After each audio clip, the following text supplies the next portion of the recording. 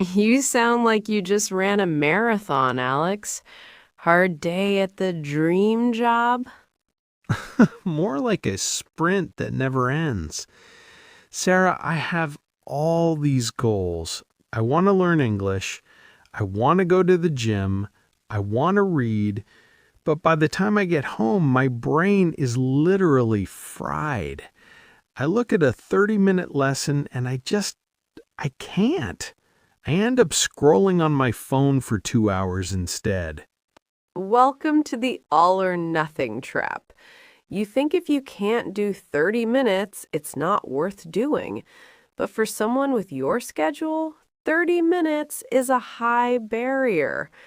We need to lower the floor until it's impossible to fail. Impossible to fail? That sounds like a marketing slogan. How do you make consistent habit and busy life actually fit together?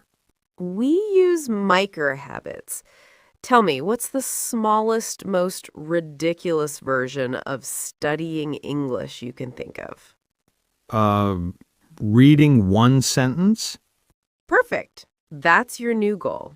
Not a chapter, not a video, one sentence.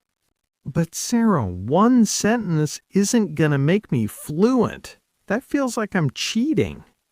You're not cheating, you're anchoring. The hardest part of any habit isn't the work, it's the start. Your brain is terrified of the 30-minute commitment because it's exhausted. But it's not scared of one sentence. Once you sit down and read that one sentence, the starting resistance is gone. So it's like a trick. Exactly.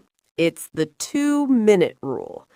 Whatever the habit is, scale it down to something that takes less than 120 seconds. If you want to work out, put on your gym shoes. That's it. If you want to write a thesis, write one bullet point. Okay, I get the start small part.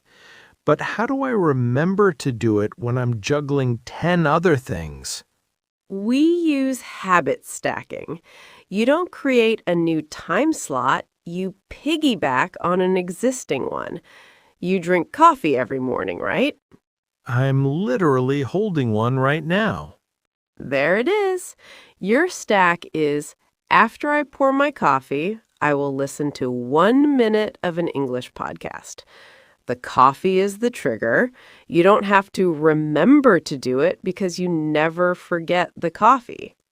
After current habit, I will new micro habit. I like that. It feels automatic. It becomes part of the architecture of your day. And here's the secret for busy people. Never miss twice. Life happens. You'll have a meeting that runs late or a deadline.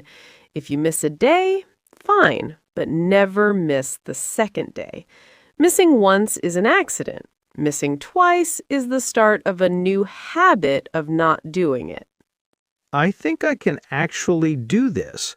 One sentence while the coffee brews. No pressure?